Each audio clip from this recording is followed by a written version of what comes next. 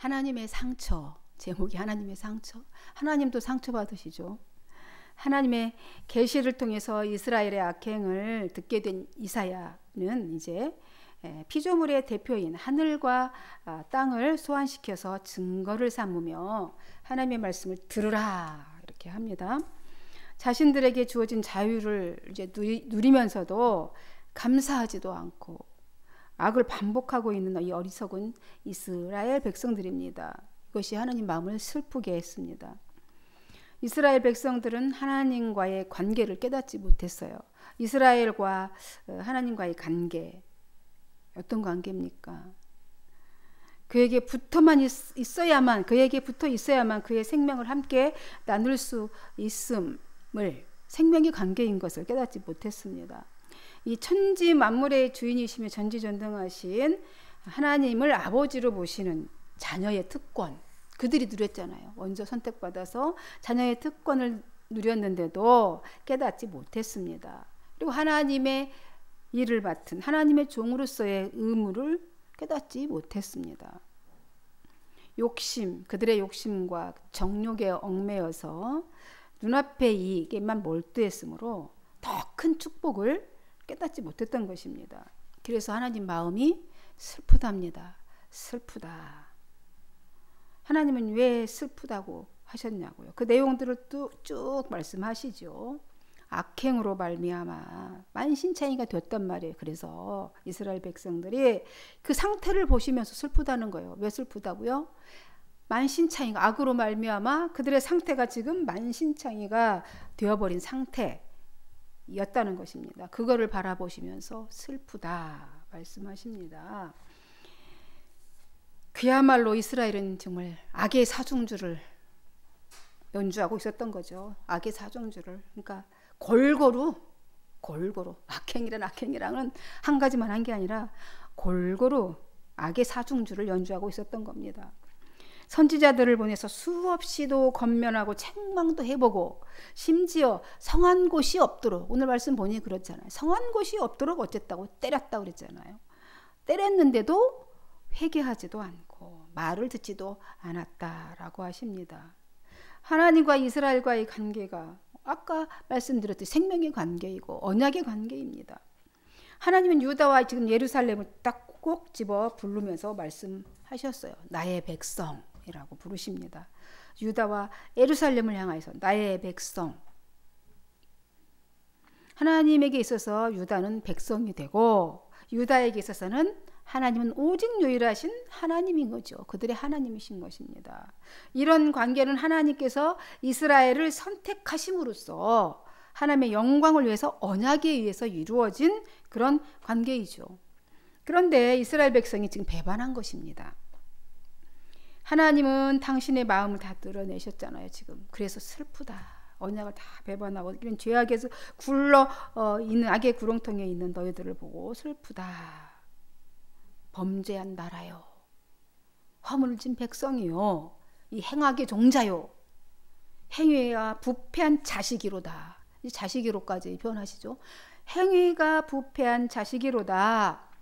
너희가 여호와를 버리고 이스라엘의 거룩한 분을 만홀히 여기고, 그러니까 만홀히 여겼다라는 것은 비웃고 깔보고 하나님을 그렇게 여겼다는 것입니다. 얼마나 하나님 마음이 아프셨을까. 그러니까 유다의 배반은요, 이미 아수르의 침략으로 예루살렘을 제외한 모든 성읍들이 이미 아수르가 침략해서 파괴되어서 황무하게 되어 있는 거예요. 유다와 그 예루살렘 제 예루살렘 쪽만 남고 나머지 다 파괴되었어요. 근데 악을 행하며 부패한 데서 돌아오지 않고 있는 그들의 모습을 보고 있다는 겁니다. 그러면서 그들의 손에는 아까 읽었듯이 15절 17절에 보면 그들의 손에는 뭐가 있대요? 살인의 피가 가득하대. 그들 손에는 살인의 피가 가득했고 과부와 학대를 끊임없이 행악으로 했을 뿐만 아니라 사유의 정의가 땅에 떨어져 버렸다는 거예요. 이미 정의라는 건 찾아볼래야 찾아볼 수가 없어요. 법이 이미 다 무너져 버렸어요. 더 기가 막힌 것은 하나님께 드리는 예배를 형식적으로 드리고 있다는 거예요. 지극히 형식적으로 하나님을 기쁘게 예배를 드리고 제사를 드리는 건 하나님을 기쁘시게 하기 위해서 드리는 건데 하나님을 괴롭게 하는 예배가 됐다는 거예요. 괴롭게 하는 예배. 우리도 심각하게 좀 생각을 해봐야 되는 부분이기도 합니다. 11절에서 14절에 그 예배에 대해서 지금 말씀하고 계셔요. 이는 하나님을 만홀히 여기는 행위라는 겁니다. 입술로는 하나님을 가까이 하며 주여 주여 하면서 하나님을 사랑하고 존경하는 듯 하면서 마음으로는 이미 마음이 없어. 영혼이 없는 말을 계속 주님 이렇게 외치는 거죠. 하나님에게서 이미 멀리 떠나 있다라는 겁니다. 그것이 패악이고 그것이 배반이라는 거예요. 그러므로 말미암아서 유다가 예루살렘이 너무나 비극적인 상황에 놓이게 되었습니다. 그럼에도 그들은 변하지 않아요. 오직 답답하면 너희가 매를 더 쳐맞으려고 매 더 맞으려고 지금 이 패역한 짓을 반복하고 행하고 있냐는 겁니다. 안 돌아오는 거죠. 이 참 힘든 거죠. 그 결과로 그들의 상황이 그렇게 됐다는 거잖아요. 온 머리가 병들었대요. 온 마음은 피곤하고 발바닥에 정수리까지 성한 곳이 없대.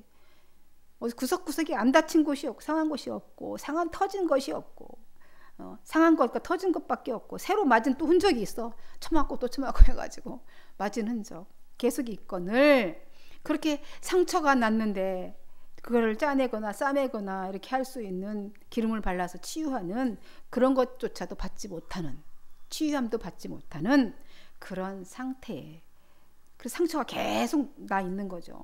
그런 상태에 놓여 있는 너희들이라고 말하는 겁니다. 이 국가적인 상황을 사람의 인체에 이렇게 비유해서 말한 거죠. 머리끝에서 발끝까지 사람의 몸에 비유해서.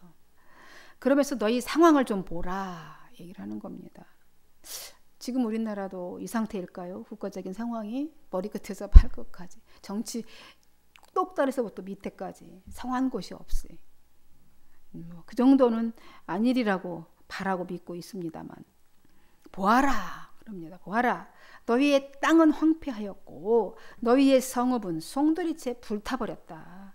너희의 토지는 너희가 보는 앞에서 지금 이방 사람들에게 지금 몽땅 다 약탈당하고 마치 이방 군대가 너희 땅을 마구 짓밟고 파괴했을 때처럼 완전히 폐허가 되고 말았다 이 말입니다. 엉망진창으로 죄악이 관연해서 지금 이 나라가 이렇게 엉망이 짓밟혀서 파괴되고 엉망진창이 되어버렸다는 거예요. 이방이 와서 다른 나라들이 와서 막 국정에 간섭하고 이러는 거죠. 쌩 난리를 치고 있는 거예요. 다 막 관세 높여 다 몽땅 약탈당하고 이렇게 하는 상황이 되었다는 겁니다. 이 시대적인 상황은 북왕국이 이제 이스라엘이 아수르에 의해서 이제 패망했어요. 북쪽이 이미 패망하고 지금 남유다만 남아 있는 상황인데 그 아수르 군대가 또 남을 먹어야 되잖아요. 애국까지 가려면 남왕국을 먹어야 되는데 이 남유다를 침략하여서 지금 백성의 태반이 다 지금 납치해 갔어요. 납치해 가고 지금 유다 전역이 지금 황무지 같은 상황이 된 거. 얼마나 나라가 그 모양이 되면 지도자가 지금 엉망인 거죠. 그런 상태가 된 것입니다. 하나님은 그리하여서 이제 내 딸 시온이 어떤 상태가 되었냐면 마치 그렇게 됐다는 거예요. 홀로 포도원의 망대같이 참외밭에 원두막같이 그냥 다 원두막이 있는데 참외밭이면 다 이 대적들이 그거만 다 둘러싸고 있는 그런 상황이 되었다는 거예요. 겨우 그렇게 그런 성읍만 남아있다. 내 딸 시온. 그 와중에도 주님은 내 딸 시온이라고 표현합니다. 그러니까 문자적으로 보면 예루살렘을 얘기하는 거죠. 상징적으로는 뭐냐면 남겨두신 경건한 백성들, 하나님의 백성들을 얘기한 것입니다. 하나님께서 남겨두신 백성들. 여러분 이때는 언제냐면 히스기야 왕이 통치하던 시대예요. 히스기야 왕이 통치하던 시대 중간쯤에 이 일이 있었던 건데 그때로 추측이 되는데 하지만 그들은 이 비극적인 이 상황 자체를 비극으로 받아들이지 않는 거예요. 무감각증 같이. 그죠? 이 상황이 엄청 비극적인 상황임에도 불구하고 비극적인 상황이라고 받아들여지지가 않는 거죠. 상황을 보고서도. 그래서 이사야는 어찌하여 매를 더 맞으려고 너희가 지금 거기서 돌아서지 않고 패역을 계속하느냐. 지금 이사야가 그렇게 외치고 있는 겁니다. 안타까운 호소이지요. 곧 하나님이 그 불쌍한 백성들을 부르시는 간곡한 음성인 것입니다. 돌아오라. 돌아오라. 너희는 돌아와서 치유받으라. 너 상황이 지금 그 상황이야. 엉망진창 머리끝에서 발끝까지 성한 곳이 하나도 없어. 누구 하나 너희에게 기름 발라서 약을 치유해 주는 사람도 없는 상황이야. 그러니 돌아와. 와서 내게 돌아와서 치유받으라. 이렇게 외치고 있는 겁니다. 하나님의 음성입니다. 하지만 이렇게 하나님의 끊임없는 경고에도 불구하고 이스라엘 백성들은 그 행악을 멈추지 않았습니다. 그래서 너무 안타까워서 이사야 선지자가 안타까움으로 회개를 호소하는 거죠. 9절에 이렇게 말합니다. 만일 너 전능하신 만군의 여호와께서 우리 가운데 얼마를 그나마라도 남겨두지 않았다면 지금 너희들 끌려가고 잡혀가고 죽고 했지? 근데 그 지금 남아있는 백성들이 있잖아요. 그 남아있는 얼마라도 그나마 살아남게 하지 않았더라면 아마 우리는 벌써 어떻게 됐다고? 소돔처럼 되고 고모라처럼 되었을 거야. 흔적조차 지금 고모라 소돔이 흔적조차 사라지고 멸망당하고 없어졌잖아요. 그렇게 되었을 건데 그나마 하나님께서 너희들을 지금 살려두셨다. 그것을 좀 생각해라. 그렇게 이사야가 지금 간곡하게 선지자가 외치고 있는 것입니다. 하나님이 징벌을 하셨는데 이 죄악에 대해서. 근데 그 징벌이 우리가 내 자식을 혼낼 때, 매를 들을 때 죽이려고 때리는 건 아니에요. 그죠? 멸망시키려고 징벌하는데 목적이 있지 않습니다.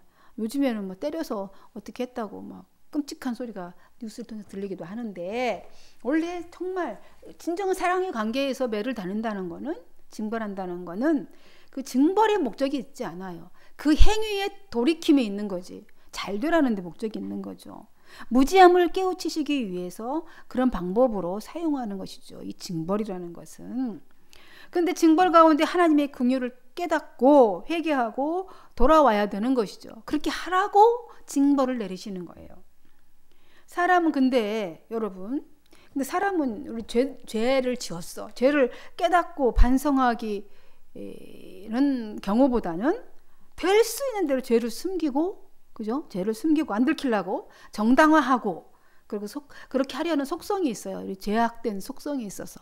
죄성을 가진 인간이 대부분의 사람들이 그래요. 어떤 죄를 지면 그것을 안 지키려고 죄를 깨닫고 얼른 반성해서 내가 이렇게 해서 잘못했다. 얼른 깨닫고 돌아오는 경우보다는 그 죄를 숨기고 될 수 있는 대로 그 죄를 정당화시켜서 인정받을 그리고 죄를 숨기려는 그런 속성을 가지고 있기 때문에 이렇게 징벌 가운데서도 하나님의 그 긍휼하심, 하나님이 이렇게 사랑 때문에 날 그랬어 깨닫는 자식이 그렇게 많지 않다는 거예요. 아버지가 저 사람이 날 주워왔나 친아버지 맞아? 징계 그렇잖아요. 그죠? 어렸을 때 깨닫지 못하면 어리석으면 그래요. 아버지가 나를 회초리를 쳤는 나를 아마 아무튼 주워왔던가 아니면 친자식이 아닌 게 분명해. 뭐 이러면서 그렇게 원망을 한단 말이죠. 오히려 원망하고 막 그러는 경우가 더 많다 이 말입니다. 근데 우리 성경의 인물 중에서 이걸 잘하는 사람이 있어요. 회개. 다윗 왕 같은 경우에는 밧세바의 사건 후에 본인이 죄라는 것도 이제 인식하지 못한 때에 나단이라는 선지자가 와서 책망하면서 그 죄를 지적했어요. 그래서 그에 대한 죄에 대한 징벌도 있었죠. 그런데 그 징벌 가운데 이 다윗은 엄청난 하나님의 사랑을 깨달았어요. 그래서 막 시편의 시도 막 썼잖아요. 그 미쁘심, 하나님의 미쁘심과 그 사랑하심 그렇게 기록하고 자기 회개의 시도, 참회의 시도 얼마나 올렸습니까? 32편, 52편, 50편 그죠? 그에게 죄에 대한 이런 징벌이 없었다면 회개의 눈물 밤마다 내가 그 죄 때문에 하나님 앞에 너무 죄송해서 그 죄 때문에 하나님 앞에 지은 죄 때문에 밤마다 침상을 띄울 만큼 얼마나 많이 울었으면 회개하고 통회 자복하는 그런 일이 있었겠습니까? 그러니까 죄를 이렇게 돌이키기만 해도 막 엄청 위대한 인물이 되었어요. 우리 성경의 인물 중에 위대한 인물 중에 다윗과 같은. 징벌은 그래서 하나님의 은총의 열매를 맺게 하기 위해서 주시는 수단인 것이죠. 이사야는 지금 하나님을 향한 백성들의 태도에 대해서 하나님께서 분노하고 계신다고 지금 책망의 메시지를 선포하고 있습니다. 그래서 먼저 너희 소돔의 지도자들아 이러면서 또 책망하죠. 너희 소돔의 지도자들아 그래요. 이 죄가 소돔보다 더한 지금 죄악성을 보이고 있는 거예요. 소돔의 지도자들아 주님의 말씀을 들어라. 너희 고모라 백성아 우리 하나님의 법에 귀를 기울이라 선포합니다. 유다를 막 이렇게 불러요. 그들의 죄악이 소돔과 고모라에 비해서 결코 뒤지지 않을 만큼의 죄악이 타락상이 만연해 있었던 것입니다. 그러면서 하나님께서 말씀하신다 이렇게 하시면서 하나님의 말씀 다시 이어서 선포합니다. 세 가지 죄악에 대해서 말씀을 하고 있습니다. 이사야 선지자가. 첫째, 그들이 드리는 형식적인 제사에 대해서 증오하신다. 하나님이 너희들이 예배를 드리는데 형식적인 예배 드리지 말라는 거죠. 그들이 아무리 많은 재물을 갖다 드려도 하나님께 유익이 없대. 뭐 하나님이 돈이 없는 것이 아니잖아요. 뭐 돈 달라고 한 것도 아니고. 그들이 뭐 고기가 먹고 싶겠습니까? 하나님이 신이신데. 아무리 너희가 순양의 번제를 드려도 살찐 기름, 송아지 기름이 드려도 지겹다 이러십니다. 하나님이 지겹대. 지겹다. 숫송아지나 어린 양이나 순염소 피가 난 조금도 하나도 안 기쁘다. 이렇게 말씀하셔요. 너희가 그런 재물을 가지고 오지만 그냥 너희는 성전 뜰만 밟고 가는 것뿐이야. 그런 헛된 재물 가져오지 마. 더 이상 가져오지 말라. 너희들이 향을 피우고 하나님께 향기로운 향을 드린다고 향기로운 제사를 드리지만 아우 그 역겨운 냄새다 얘기하십니다. 관유의 향기로운 그 냄새를 피워 올리는데 그걸 난 악취에 불과하니까 그 향도 피우지 마. 마음이 없이 드려지는 제물은 도리어 너희들에게 더 위선의 죄만 더할 뿐이다. 그런 위선의 죄를 범하도록 할 뿐이니까 갖고 오지 마. 제사 드리지 마. 예배를 안 받겠다는 거예요. 두 번째로는 안식일이나 성일에 모여서 악을 행하는 것에 분노하신다 하나님이 이렇게 메시지를 선포합니다. 그러니까 그들이 뭐 초하루, 월삭, 그렇죠? 월삭이나 또 각종 절기, 뭐 우리 알듯이 뭐 7대 절기, 또 3대 중요 절기 다 있잖아요. 그럴 때 막 엄청 성회로 모이는 거야. 모여갖고 버젓이 그 안에서 악을 행한다는 겁니다. 못 견디겠대요. 하나님이 더 이상 못 견디겠다. 뭐 절기 지킨다고 와가지고 전부 자기네 뭐라 그럴까? 이거 혹시 미신적인 신앙을 가지고 내가 이만큼 드렸으니까 하나님 이만큼 주시겠지. 뭐 마음은 하나도 없고 그냥 그런 마음으로 모여서 이방 신들이 하듯이 제사 드리듯이 와서 띵가띵가 이렇게 드리는 거죠. 역겹다는 겁니다. 더 이상 못 견디겠다. 정말로 이런 절기 드리는 거 나 너무 힘들다. 싫다. 나 그것이 난 너무 짐이 된다. 너희들이 막 그렇게 절기 때 뭐 가져와서 막 이렇게 하려고 보니까 너무 짐이 돼. 나 감당하기가 너무 지쳐버렸다. 하나님이 그렇게 말씀하셨다는 거예요. 이사야 선지자가 지금 메시지를 선포하고 있습니다. 타성적인 것, 마술적인 그런 어떤 주술적인 요소가 담긴 마치 우상을 섬기듯이 점쟁이가 굿하듯이 그렇게 예배를 드린 거죠. 역겹대요. 의식만 있고 마음이 없는 제사, 마음이 없는 예배, 역겹다. 노골적으로 주님이 표현하셨습니다. 그리고 세 번째는 그들이 하늘을 이제 하나님이 말씀하시는 거 세 번째를 얘기합니다. 세 번째 메시지는 그들이 하늘을 향해 두 손을 너희들이 그리 와갖고 막 손 들고 기도합니다. 펼치고 기도할 때 나 눈 감겠다 그러십니다. 주님이 눈 감고 너희 기도 안 들어. 눈 감고 아예 안 듣겠다는 거예요. 기도해도 소용이 없는 거죠. 듣지 않으시겠다. 왜냐하면 너희들 손에 피가 가득하다. 피가 가득하다라고 얘기합니다. 그들은 왜 손에 피가 가득하냐면 그들은 도움을 필요로 하는 사유적인 약자들이 있었어요. 근데 그들을 돌보라고 했잖아. 고아와 과부나 나그네를 잘 돌봐서 너 있는 것을 나눠라 했는데 오히려 그런 약자들을 속이고 교묘한 방법으로 착취하고 그래서 더러운 피를 손에 묻혔다. 그 행위가 피라고. 그들의 고혈, 쉽게 얘기하면 그들의 생명을 훔친 거예요. 그들의 먹고 살아야 될 것들을 훔친 거니까. 스스로 그리면서 우리 거룩하다. 그렇게 악행을 해서 돈을 착취해서 모은 돈을 가지고 하나님 앞에 예물로 드렸어요. 노, 역겹다. 주님 거절하셨거든요. 안 받겠다는 거잖아요. 근데 그들 스스로는 나는 거룩하다 생각한다는 거죠. 그 예배를. 그렇게 하나님이 싫어하시는데 그거를 살인에 비유할 만큼 싫어하시는 거예요. 그런 행위를. 하나님의 자녀로 삼은 유다와 예루살렘의 행위로 인해 그래서 하나님이 상처받으셨어요. 내 백성이 내가 그토록 정성을 다해 사랑해서 양육하고 성장시켜놨더니 그런 행위를 하고 있는 겁니다. 그래서 상처받으셨어. 슬프다. 아프다. 역겹다. 싫다. 가꾸지 마. 예배드리지 마. 이렇게 하시는 거예요. 그러시면서 이렇게 그들의 죄악을 지적하고 책망했습니다. 그런데 하나님께서는 또 마음이 약해 사랑이 많으시잖아요. 그들에게 다시금 설득해요. 돌아와라. 다시 돌아와라. 권면하시고 설득하고 있습니다. 그래서 너희들을 먼저 그 손 씻어라. 그 짓 하지 말아야지. 다시는 하지 말고 스스로를 깨끗이 정결하게 해서 돌아와서 다시 하나님 앞에 와라. 내 앞에 와라. 그 악한 행실을 그치라. 이렇게 명령하십니다. 이제부터라도 선한 일 하는 것을 배우래요. 그동안 내가 선한 일을 어떻게 하는지 몰랐으면 이제 선한 일을 배우면서 힘써 정의를 실천하라 얘기합니다. 억압받는 자들을 이제 정성껏 도와주고 고아를 위해서 열심히 좀 고아들을 좀 돌봐주고 변호해주고 과부들에게 어려운 일이 닥치면 송사할 일이 있으면 적극적으로 좀 변론도 해주고 증인이 되어주기도 하고 그렇게 하라는 거예요. 내가 불리할 것 같으니까 빠지지 말고. 하나님은 전지전능하시고 못하실 일이 없으세요. 하나님이 다 하실 수 있는 일이십니다. 그러나 패역한 백성들 때문에 지금 슬퍼하셔요. 그리고 마음의 상처를 입으셨습니다.